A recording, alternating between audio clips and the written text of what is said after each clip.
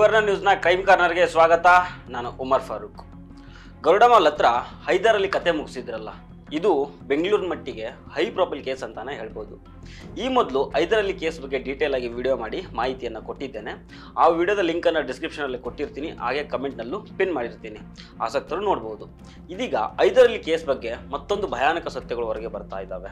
Bengaluru crime ಲೋಕದಲ್ಲಿ ಹಿಂಗೂ ಆಗ್ಬೋದು ಅನ್ನೋ ಮಟ್ಟಿಗೆ ಪ್ಲಾನಿಂಗ್ಗಳು ಈ ಕೇಸ್ನಲ್ಲಿ ಆಗಿದ್ದಾವೆ. ಹಾಗಾದರೆ ಹೈದರಲ್ಲಿ ಕೇಸ್ನ ಅಪ್ಡೇಟ್ಸ್ ಏನು ಅನ್ನೋದನ್ನು ನೋಡೋಣ. ಅದಕ್ಕೂ ಮೊದಲು ನೀವಿನ್ನೂ ನಮ್ಮ ಚಾನಲ್ನ ಸಬ್ಸ್ಕ್ರೈಬ್ ಮಾಡದೆ ನೋಡ್ತಾ ಇದ್ದರೆ ಸಬ್ಸ್ಕ್ರೈಬ್ ಮಾಡಿ, ಈ ವಿಡಿಯೋನ ಕೊನೆ ತನಕ ಮಿಸ್ ಮಾಡದೆ ನೋಡಿ.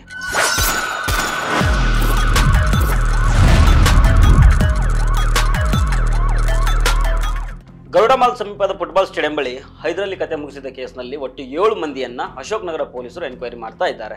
ಈ ಪೈಕಿ 4 ಜನ ಶಿವಮೊಗ್ಗದವರು. ಇದರಲ್ಲಿ 3 ರೌಡಿ ಶೀಟರ್ಗಳಿರ್ತಾರೆ. ಒಬ್ಬನ ಮೇಲೆ ಮಾತ್ರ ರೌಡಿ ಶೀಟರ್ ಓಪನ್ ಮಾಡಿರೋದಿಲ್ಲ.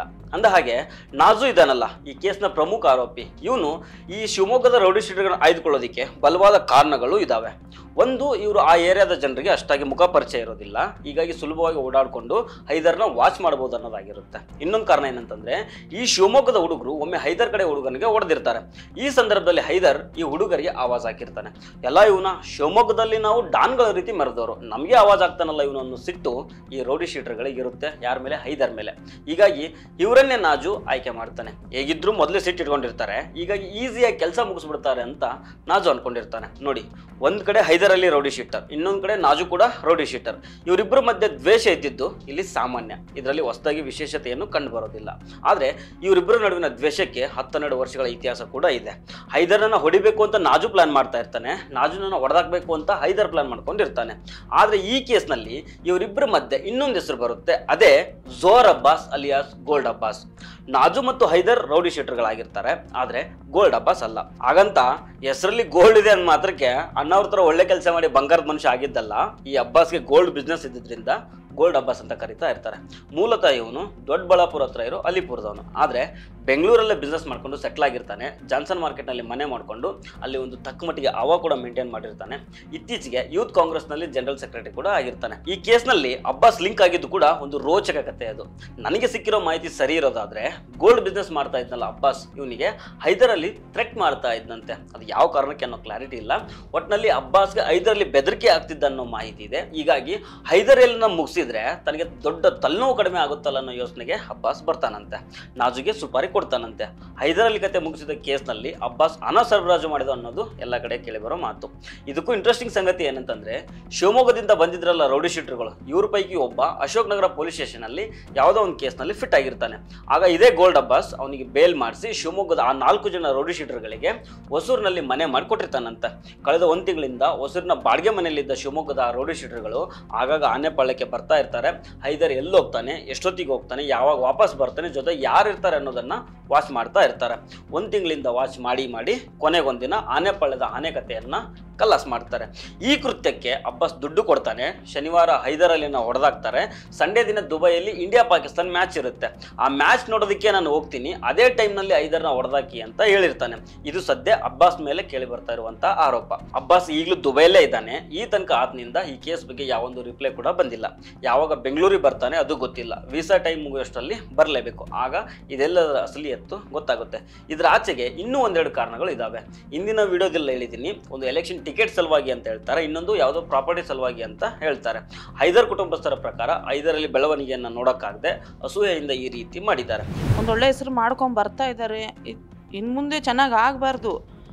ಅವ್ರು ಏನು ಒಳ್ಳೆ ಹೆಸರು ತಗೊಂಡಿದ್ರು ಅದನ್ನು ಕೆಡಿಸ್ಬೇಕು. ಮತ್ತು ಇನ್ನು ಎಲೆಕ್ಷನ್, ನಮ್ಮ ಹಸ್ಬೆಂಡ್ದು ಎಲೆಕ್ಷನ್ ಇತ್ತು, ವಾರ್ಡ್ ಪ್ರೆಸಿಡೆಂಟ್ ಸೈಯದ್ ಸಲೀಮ್ ಅಂತ ಶಾಂತಿನಗರ ಕ್ಷೇತ್ರದಲ್ಲಿ. ಅವ್ರಿಗೆ ಸೀಟ್ ಸಿಗಬಾರ್ದು. ಇನ್ನು ತಮ್ಮ ಚೆನ್ನಾಗಿದ್ದರೆ ಇನ್ನು ಅಣ್ಣನಿಗೆ ಇನ್ನೂ ಒಳ್ಳೇದಲ್ವಾ, ಅವರೇ ಎಲ್ಲ ಸಪೋರ್ಟ್ ನಮಗೆ ಮಾಡ್ತಿದ್ದಿದ್ದು. ಸೊ ಆ ಕಾರಣ ಅದು ದ್ವೇಷ ಇಟ್ಕೊಂಡು ಹೀಗೆ ಮಾಡಿರೋದು. ಒಟ್ಟಿನಲ್ಲಿ ಯಾವ ಕಾರಣಕ್ಕಾಗಿ ಹೈದರಲ್ಲಿ ಕಥೆಯನ್ನು ಮುಗಿಸಿದ್ರು ಅನ್ನೋ ಕ್ಲಾರಿಟಿ ಇನ್ನೂ ಸಿಕ್ಕಿಲ್ಲ. ಅಂದ ಹಾಗೆ ಈ ಮೊದಲು ನಾನು ಮಾಡಿದ ವಿಡಿಯೋದಲ್ಲಿ ಕಾಂಪ್ರಮೈಸ್ ಕಥೆಯನ್ನು ಡೀಟೇಲ್ ಆಗಿ ಹೇಳಿದ್ದೆ. ಹೋದ ವರ್ಷ ರಂಜಾನ್ ಟೈಮ್ನಲ್ಲಿ ನಾಜು ಮತ್ತು ಹೈದರ್ ನಡುವೆ ಕಾಂಪ್ರಮೈಸ್ ಆಗಿರುತ್ತೆ. ಇಬ್ಬರು ಕುರಾನನ್ನು ಮುಟ್ಟಿ ಪ್ರಮಾಣ ಮಾಡಿರ್ತಾರೆ. ನಿನ್ನ ತಂಟೆಗೆ ನಾನು ಬರಲ್ಲ, ನನ್ನ ತಂಟೆಗೆ ನೀ ಬರಬೇಡ ಅಂತ ಪ್ರಮಾಣ ಮಾಡಿರ್ತಾರೆ. ಅಂದ ಹಾಗೆ ಈ ಕಾಂಪ್ರಮೈಸ್ನ ನೇತೃತ್ವ ವಹಿಸಿದವರು ಶಹನವಾಜ್ ಅನ್ನೋ ವ್ಯಕ್ತಿ. ಹಾಗೆ ಈ ಮೀಟಿಂಗ್ನಲ್ಲಿ ಈ ಗೋಲ್ಡ್ ಅಬ್ಬಾಸ್ ಕೂಡ ಇರ್ತಾನೆ. ಅದೊಂದು ಊಟ ಮಾಡೋ ವಿಡಿಯೋ ಇದೆ. ಅದರಲ್ಲಿ ಇನ್ಸ್ಟಾಗ್ರಾಮ್ ಇನ್ಫ್ಲೂಯೆನ್ಸರ್ ಸೋಯಲ್ ರಸೂಲ್ ಮಾತಾಡಿ ಹೇಳ್ತಾನೆ, ಇವತ್ತು ಕರ್ನಾಟಕದ ಮಟ್ಟಿಗೆ ಐತಿಹಾಸಿಕ ದಿನ ಅಂತೆ. ಅಬ್ಬಬ್ಬಬ್ಬ, ಏನು ಕರ್ನಾಟಕಕ್ಕೆ ಒಂದು 4 ಆಸ್ಕರ್ ಅವಾರ್ಡು, ಒಂದು 10-15 ಒಲಿಂಪಿಕ್ ಮೆಡಲ್ಗಳು ಬಂದ್ಬಿಟ್ಟಿದ್ವೇನೋ, ಐತಿಹಾಸಿಕ ದಿನ ಅಂತೆ.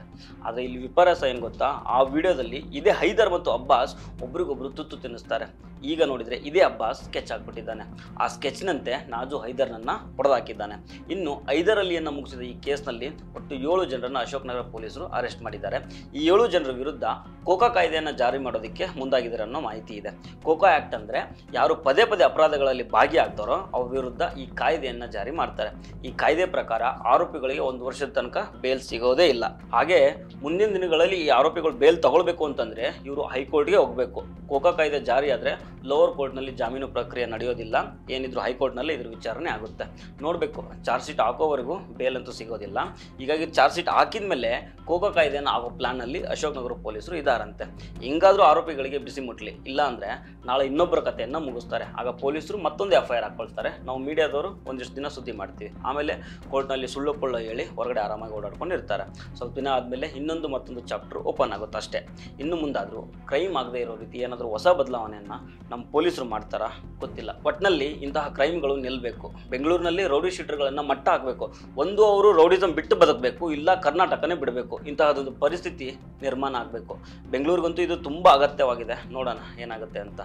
ಸೊ ಫ್ರೆಂಡ್ಸ್, ಇದು ಇವತ್ತಿನ ಕ್ರೈಮ್ ಕಾರ್ನರ್. ಮತ್ತೆ ಭೇಟಿ ಆಗ್ತಿರೋಣ. ನಮಸ್ಕಾರ.